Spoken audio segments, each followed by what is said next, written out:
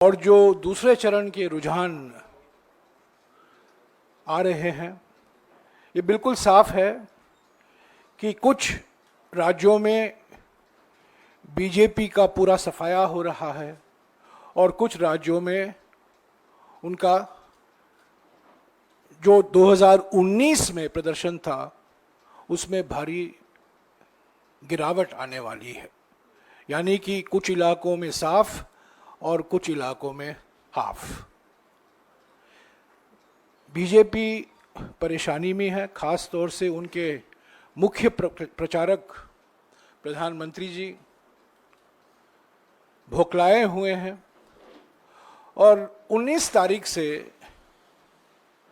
सारे एजेंडा को दूसरे दिशा में ले जाने की प्रयास कर रहे हैं।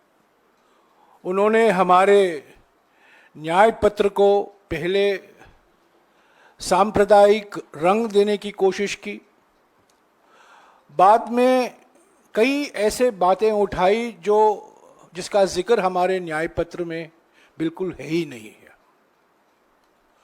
और राजस्थान में, मध्य प्रदेश में, कर्नाटक में, अलग अलग राज्यों में जो उनका प्रचार हो रहा है, महाराष्ट्र में, वो हमारे न्याय पत्र को खूब पब्लिसिटी दे रहे हैं।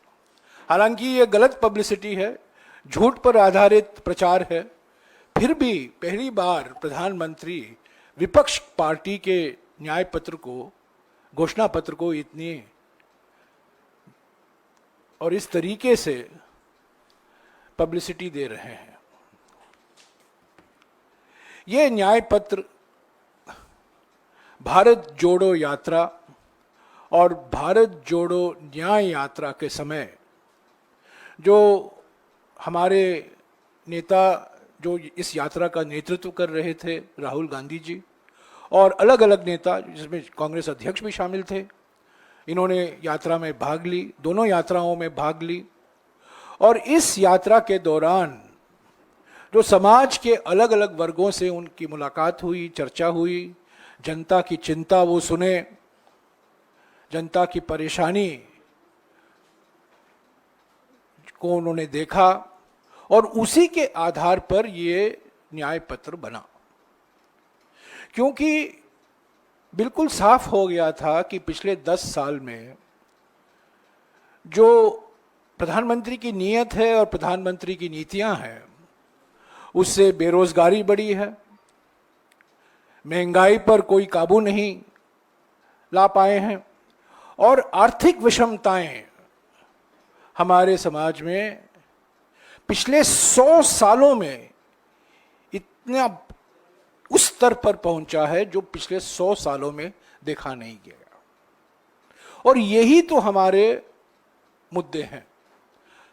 भारत जोड़ो न्याय यात्रा के समय हमने बार बार कहा, राहुल जी ने बार बार कहा, कांग्रेस अध्यक्ष ने बार बार कहा कि नारी न्याय, युवा न्याय, किसान न्याय, श्रमिक न्याय और हिस्सेदारी न्याय, ये 5 न्याय हमारे चुनाव के रणनीति तय करेंगे। और इन 5 न्याय को लेकर हमने 25 गारंटियां भी दी हैं और 3 तारीख से 8 करोड़ परिवार को सारे देश में ये गारंटी कार्ड हमारे नेता और हमारे कार्यकर्ता बांटने में लगे हुए हैं। तो ये हमारा एक सकारात्मक एजेंडा था और है और रहेगा, क्योंकि हम जनता के मुद्दों पर ये चुनाव लड़ना चाहते हैं।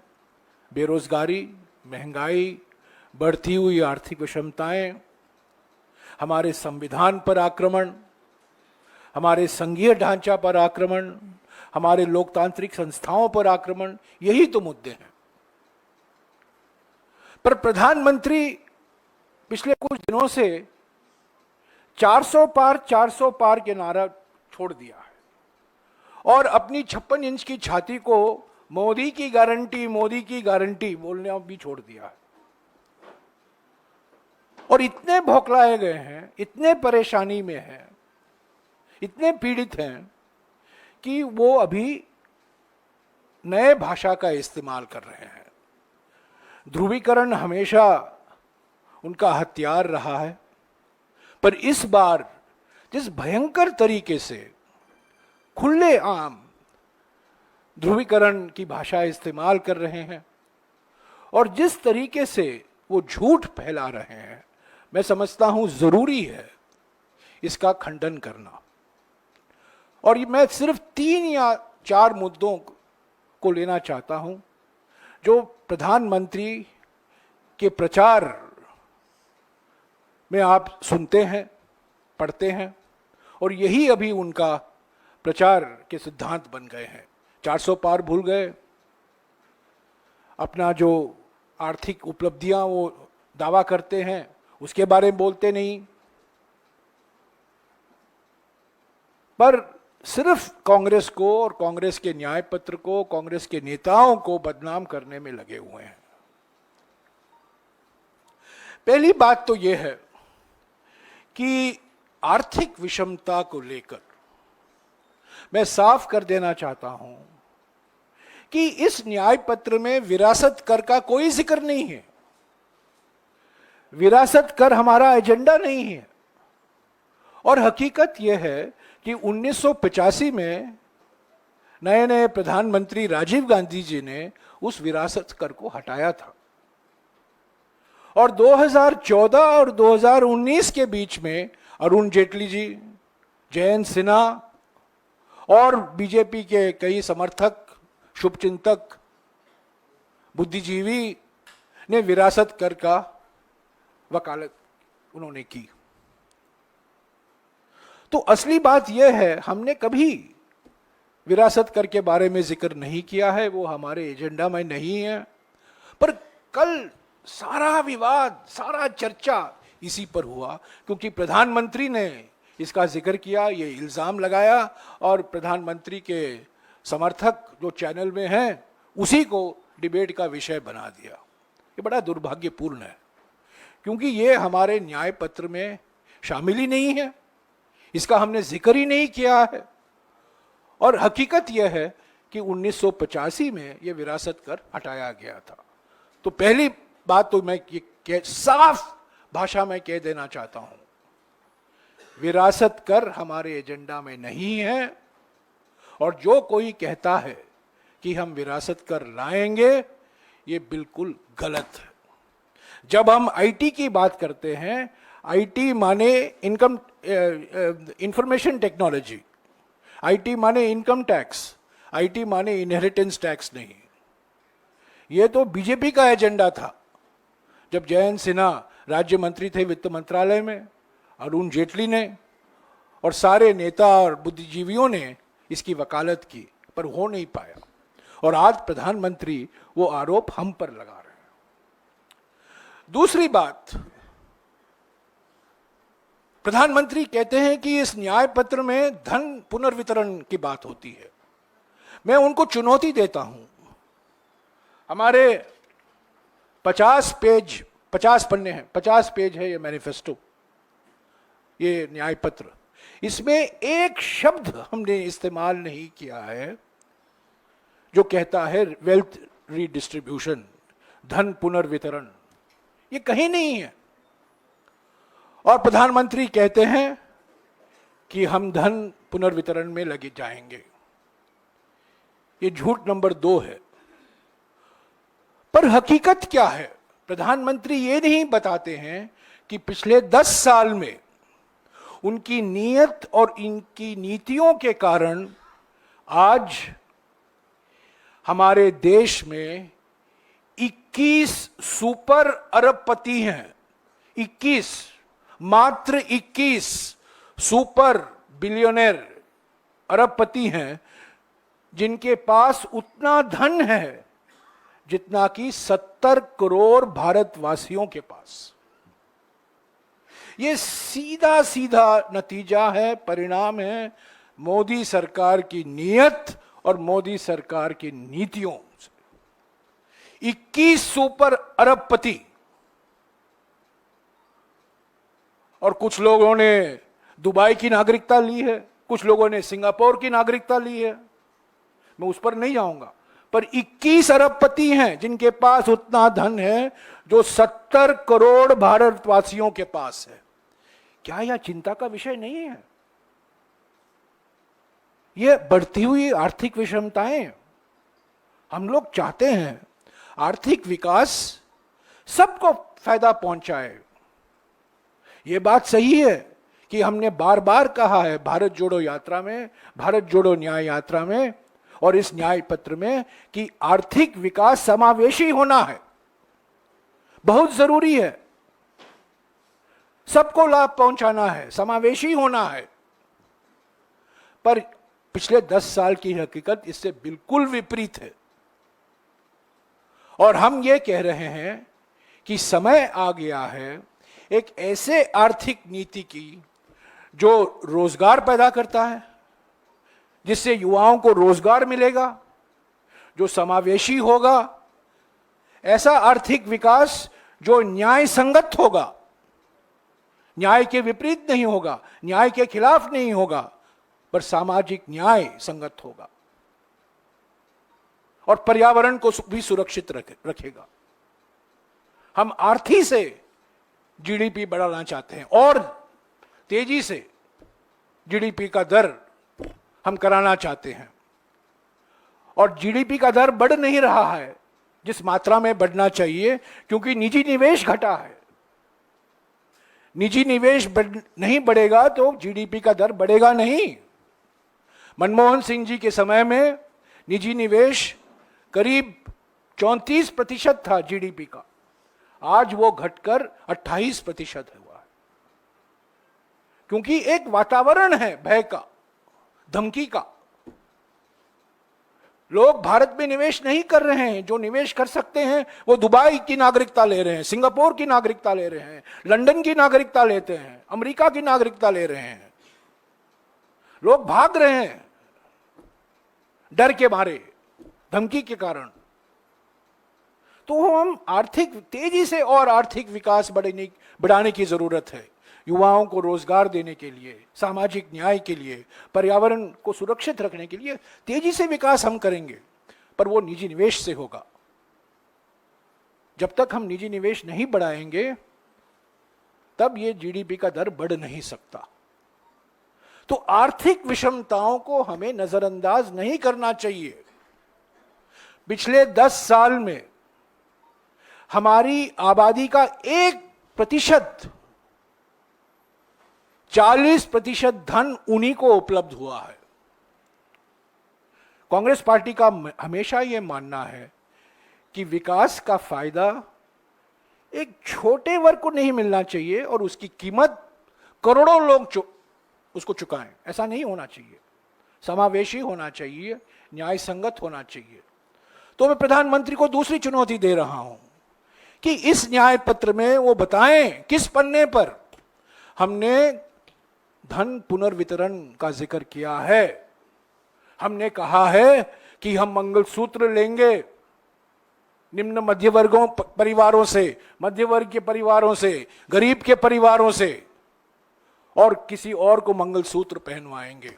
जो व्यक्ति मंगलसूत्र का सम्मान नहीं किया है अपने जीवन में, आज वो मंगलसूत्र के बारे में बोल रहे हैं। हमने ये कभी नहीं कहा है। और हकीकत क्या है मैं आपको बताऊं। पिछले 10 साल में ये रिजर्व बैंक ऑफ इंडिया के आंकड़े हैं, ये कांग्रेस पार्टी के आंकड़े नहीं हैं। ये आपको मैं भिजवा दूंगा। और ये आरबीआई के आंकड़े क्या कहते हैं कि 2024 में, यानी कि इस साल 31 मार्च तक 1 लाख करोड़ ऋण हमारे परिवारों का है जिन्होंने बैंकों से ऋण लिया है सोना गिरवी रखकर, और जिसको कहा जाता है गोल्ड लोन। एक जमाने में ओल्ड लोन हुआ करता था, मोदी के जमाने में गोल्ड लोन हो गया। पिछले 10 सालों का नतीजा यह है कि 2024 में करीब 1.5 करोड़ परिवार हैं हमारे देश में, 1.5 करोड़, जिन्होंने बैंकों से ऋण लिया है और आज वो ऋण कुल मिलाकर जो बकाया ऋण है 31 मार्च को 1,00,000 करोड़ है, और ये सिर्फ बैंकों से लिया गया है, असंगठित क्षेत्र के संस्थाओं से नहीं, साहूकारों से नहीं, ये बैंकों से। अगर आप सब जोड़ेंगे, साहूकारों से जो ऋण लिया गया है सोना गिरवी रखकर, असंगठित क्षेत्र के संस्थाओं से ऋण लिया गया है सोना गिरवी रखकर, और बैंकों से ऋण लिया गया है सोना गिरवी रखकर, अगर आप तीनों को मिलाएंगे तो आपको यह पता चलेगा कि हमारे देश के हर 4 परिवारों में से एक परिवार ने सोना गिरवी रखकर ऋण लिया है पिछले 10 सालों में। और ये प्रधानमंत्री मंगलसूत्र की बात करते हैं, सोना की बात करते हैं। यह हकीकत है, आरबीआई का डेटा है, ये आरबीआई की सूची है, कांग्रेस पार्टी की नहीं। किस मुंह से ऐसे खुले तरीके से प्रधानमंत्री झूठ बोल रहे हैं? तीसरी बात जो प्रधानमंत्री बार बार कहते हैं, जनगणना को लेकर, कास्ट सेंसस को लेकर, मैं आपको इसके बारे में कुछ विस्तार से जानकारी देना चाहता हूं। पहली बात तो यह है कि 1951 से लेकर हर 10 साल हमारे देश में जनगणना कराया जाता है। ऐसा तो 1881 से कराया जाता था, पर स्वतंत्र भारत में 1951 के बाद हर 10 साल जनगणना कराया जाता है गृह मंत्रालय के द्वारा। इस जनगणना से कई ऐसे सामाजिक और आर्थिक जानकारी हम हासिल करते हैं जो विकास के लिए फायदेमंद होगा, सरकारी कार्यक्रमों के लिए फायदेमंद होगा। और एक जो जानकारी आती है इस जनगणना से, अनुसूचित जाति और अनुसूचित जनजाति की कितनी आबादी है, दलितों की कितनी आबादी है, आदिवासियों की कितनी आबादी है। यह जानना जरूरी है, क्योंकि हमारे संविधान में जो आरक्षण का प्रावधान है वो आबादी के अनुसार दिया जाता है। मोदी सरकार ने 2021 में जो जनगणना ड्यू था वो अभी तक नहीं कराया है। 3 साल का विलंब हुआ है, 1 साल का नहीं, 2 साल का नहीं, 3 साल का, और आज तक उन्होंने जनगणना नहीं करवाया है जो 2021 में उनको करवाना था। क्यों नहीं करवाया? क्योंकि वो आरक्षण को समाप्त करना चाहते हैं। वो नहीं चाहते हैं अनुसूचित जाति और अनुसूचित जनजाति की आबादी जो है उसकी जानकारी हम सेंसस या जनगणना से हम हासिल कर सके। और इस जनगणना न करवाने का एक और नतीजा है कि 10 करोड़ भारतवासी, 10 करोड़ ऐसे हैं जिनको राष्ट्रीय खाद्य सुरक्षा कानून का फायदा नहीं मिल रहा है। राष्ट्रीय खाद्य सुरक्षा कानून का नया नाम प्रधानमंत्री गरीब कल्याण अन्न योजना है। अगर इन्होंने जनगणना कराया होता 2021 में, 10 करोड़ भारतवासी और इससे लाभान्वित होते। 10 करोड़ों को मुफ्त राशन नहीं मिल रहा है क्योंकि इन्होंने जनगणना नहीं करवाया है। 2011 में मनमोहन सिंह जी की सरकार ने सामाजिक आर्थिक जाति जनगणना करवाया था।